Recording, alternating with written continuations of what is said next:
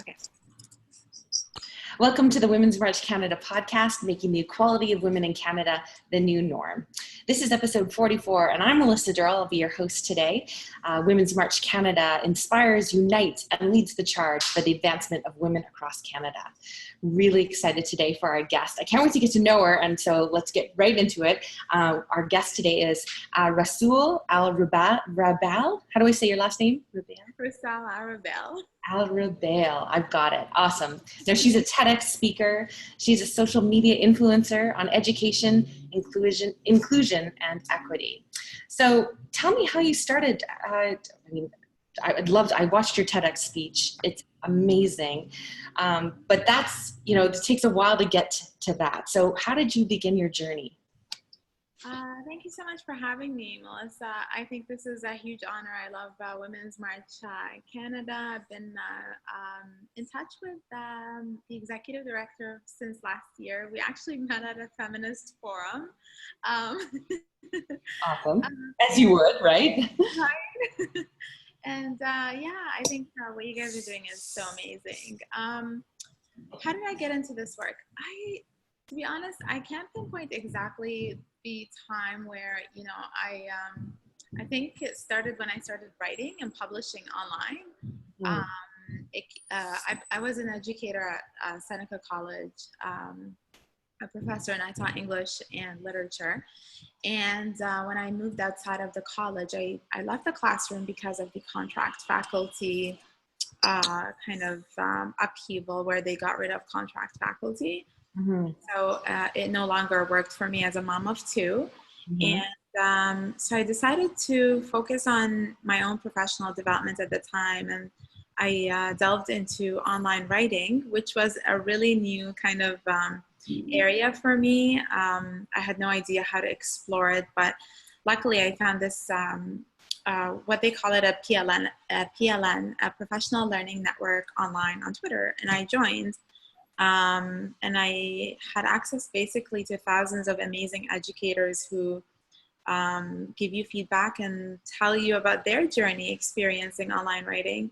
Mm-hmm. So I started publishing and in different platforms, and then I started writing on my own blog. So what do you like to write about?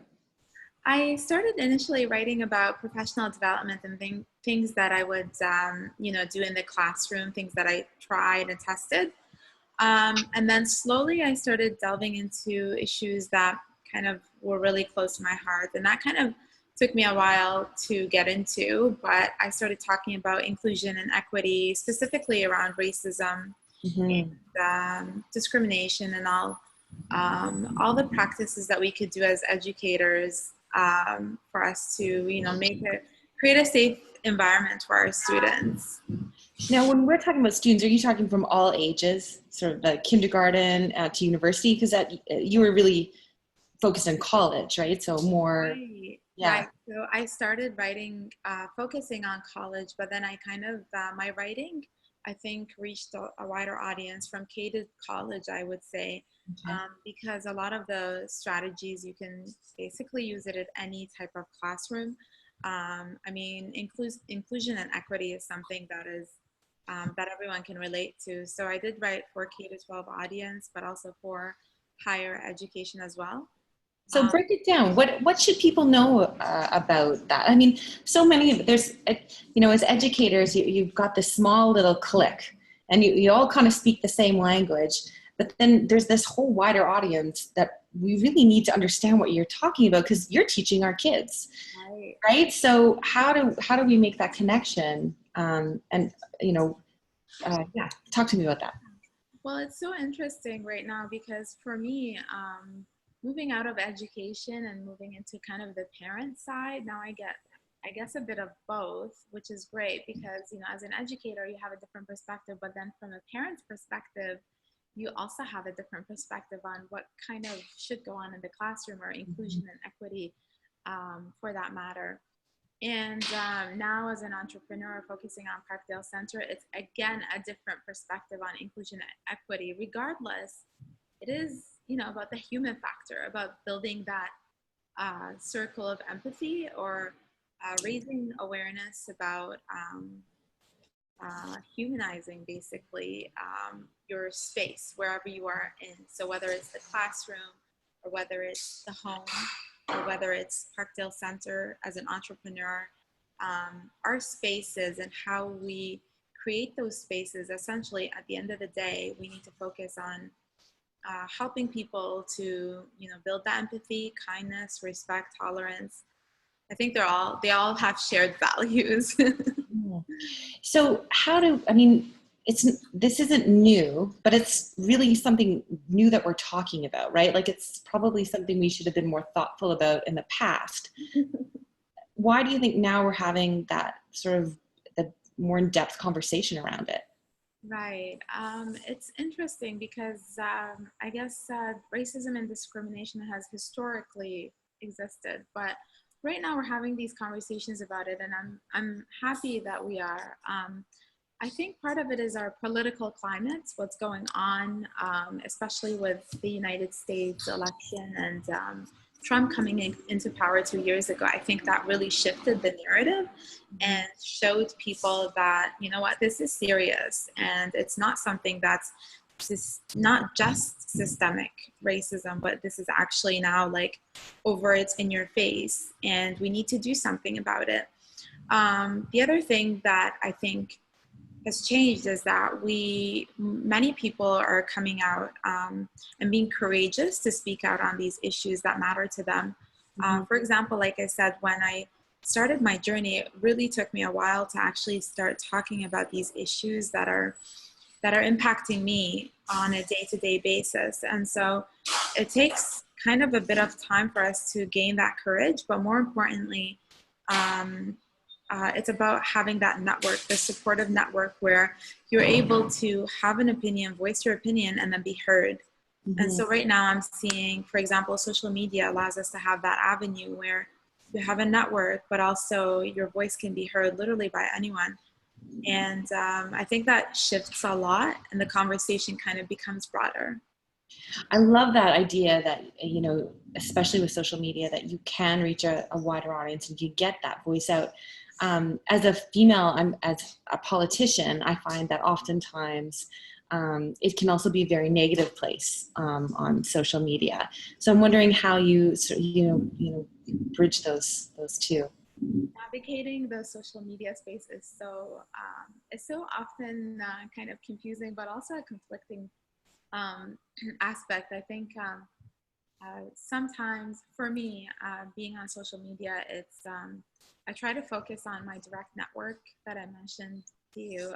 So people who are supportive of my work and what I do, and really my focus. But then you get the occasional trolls, and sometimes I tell people it's trolls are actually the easiest part about social media, because you could just block and like ignore. But sometimes the real trolls are when you speak directly to people online and they just don't understand the capacity of the issue that you're talking about. Yeah. The impact that it has on people. So I get people who say, well, Islamophobia doesn't exist, you're just making this up, or why would you say that, we're a tolerant country, etc. And so there's always this pushback, and I welcome pushback anytime. At the same time, sometimes that this is not just they're not trying to be convinced, and they don't want to be convinced, they're just there to kind of argue.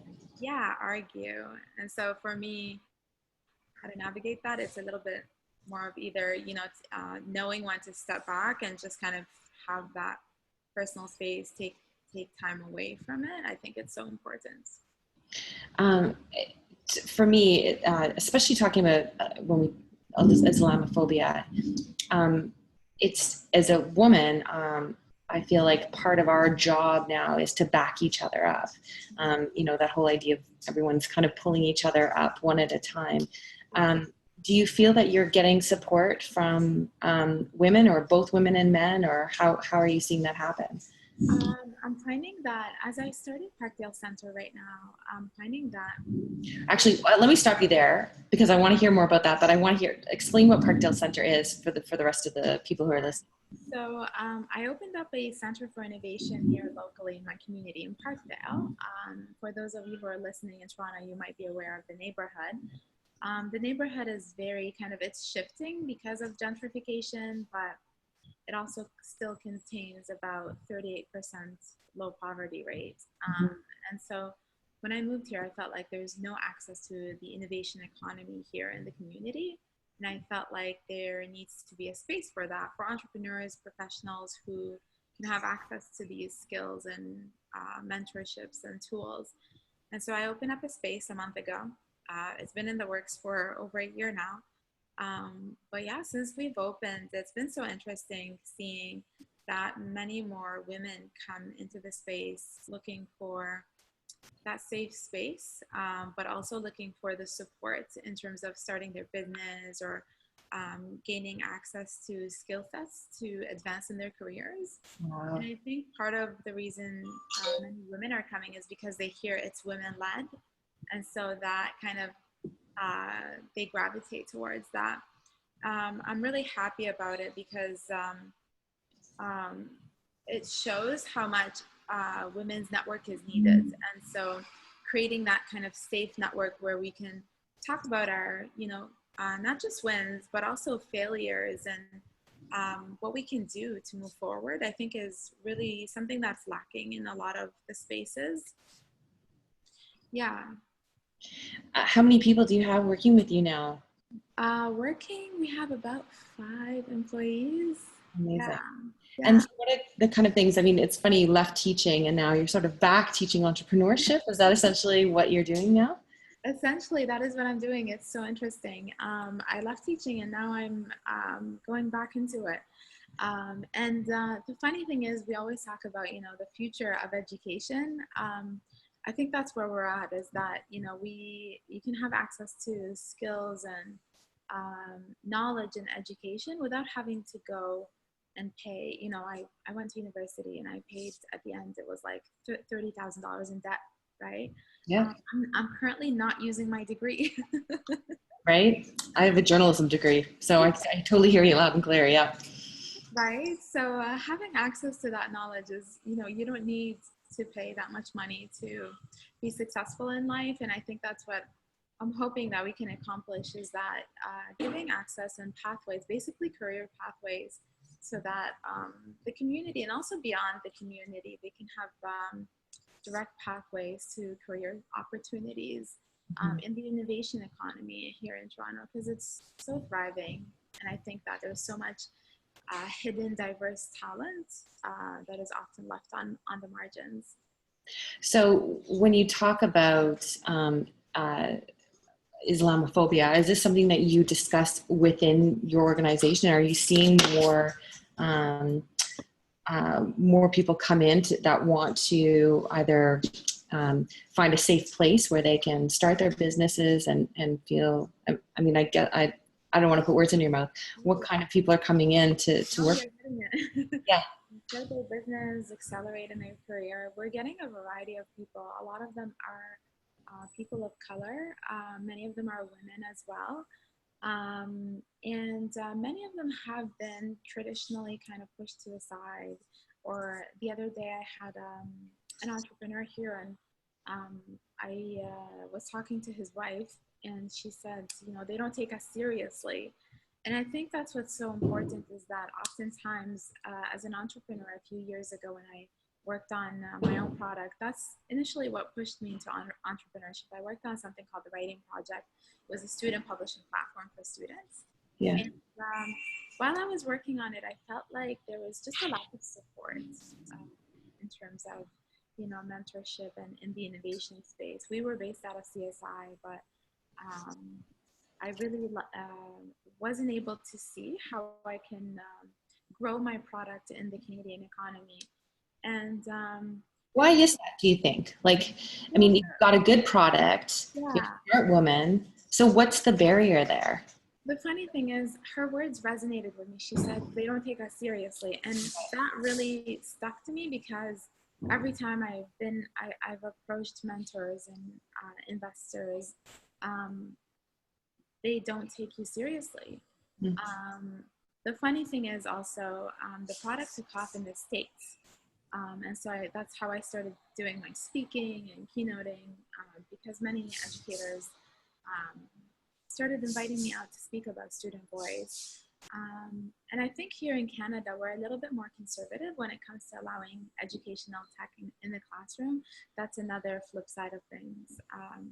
As much as we like to think that, in the States, they have a lot of funding, funding for technology, funding for PD.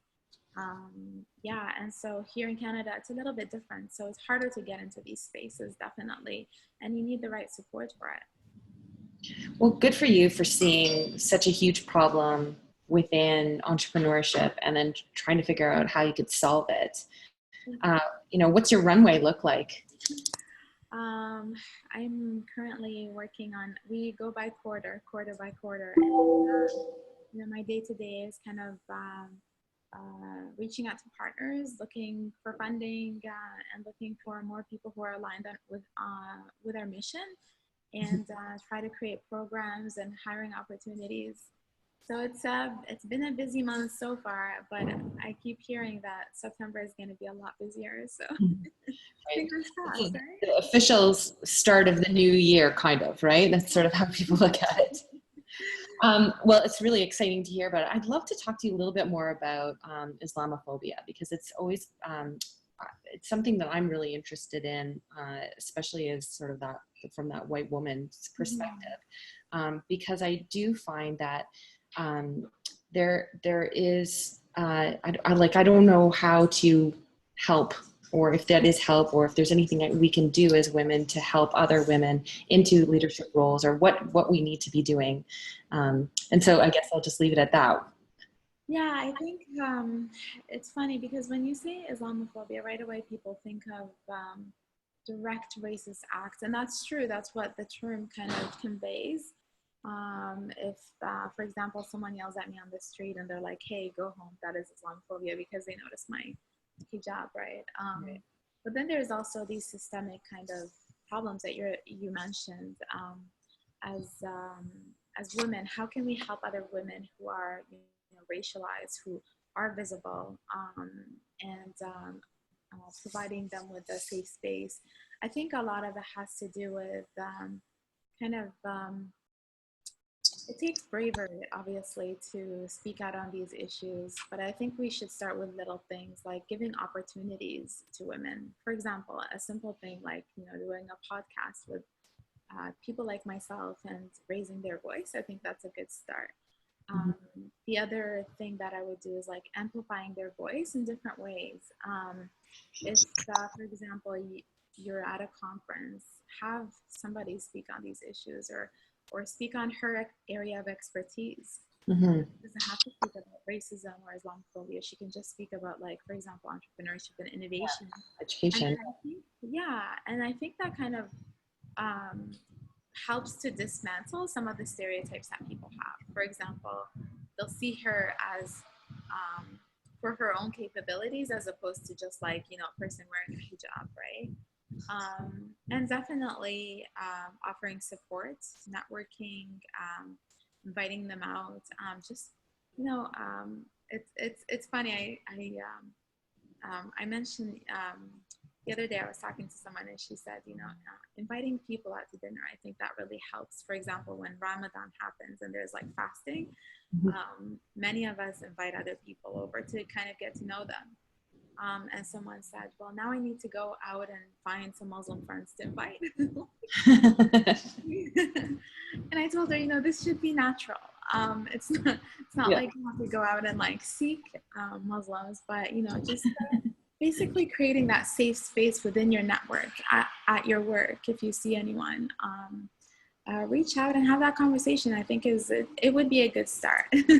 And how do you suggest starting that conversation too? I mean, I think that's always probably one of the hardest things to do. And I mean, to be honest, it depends person to person. I'm, one of the people that I don't mind getting into this discussion, but other people don't want to be kind of, spokespersons for these kind of topics, and they just want to avoid it. The other thing that I would that I often find is many women like myself steer clear of these conversations, and in fact, they would tell you, for example, there is no such thing as Islamophobia. I haven't experienced it myself, and I think this is this could be their way of trying to assimilate into the culture so that we don't marginalize them or marginalize ourselves. So I think kind of you have to navigate the type of conversation that you're having. If the person is discussing specifically something around like inclusion, equity, or they're having a bit of a barrier at work or at home, or even as a parent in the school, I think it's important to just ask, how can I help? What can I do for you? Yeah. Yeah. I love what you said there about like it's, you know, sometimes you don't want to exactly admit it because then you're marginalizing yourself. Right. And I can see, you know, as a woman who's worked in a lot of male dominated fields, you know, part of what you want to do is you put on that full metal jacket and just say like, nope, everything's fine. I'm going to keep doing my thing. And so, but what I love about sort of this Time's Up movement that we're really living through right now is we're acknowledging it. And I think that that's really important because that's how we're going to actually break down barriers and be able to come together. I agree. It's so true. It's important to talk about these issues because I think it was MLK that said that if you leave stores covered, then they'll just fester and get worse. So it's important to uncover them, shed light on them, and so that you can kind of get rid of it. I always remember that because many people don't want to talk about it, but it's important to talk about these things, no matter how painful they could be. Awesome. How can people find you? They can find me on Twitter. Yeah. Rusul Alrubail. Okay. They can also find me on LinkedIn as well. I'm kind of on social media, mostly on Twitter. These days, it's been a little bit difficult with the launch of the center, but you will find me there and my writing and my website as well. rusulalrubail.com. And that's amazing because I think I will have all of your links too when we post this, which is traditionally on Fridays. But I would like to just give a shout out to the fact that, you know, you've been speaking around the world. And so if people wanted to book you to speak, how do they find you? They could reach out to me on my website. My email is there, or they could just send me a DM on Twitter or at me on Twitter as well. Okay. Or connect with me on LinkedIn. Yeah, it's awesome. Thank you so much. Good. Yeah, no, you're fantastic. And I highly recommend watching the TEDx speech that you are in. It's fantastic. Yeah, good for you. And it's, I think it was Waterloo Region that you did it in, was it not? It was in. Yeah. Yeah. Well, thank you so much for joining us here today. It's been a pleasure getting to know you. Thank you. This is a great opportunity. Thank you so much.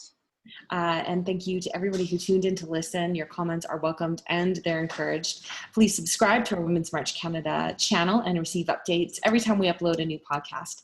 Our mission across Canada is to stand together in solidarity with our partners and children for the protection of our rights, our safety, our health, and our families, recognizing that our vibrant and diverse communities are the strength of our country. This is the Women's March Canada podcast. You can find us on Twitter at Women's March CDA and on our website at womensmarchcanada.com. I'm Melissa Durrell, and I'm wishing you a great day.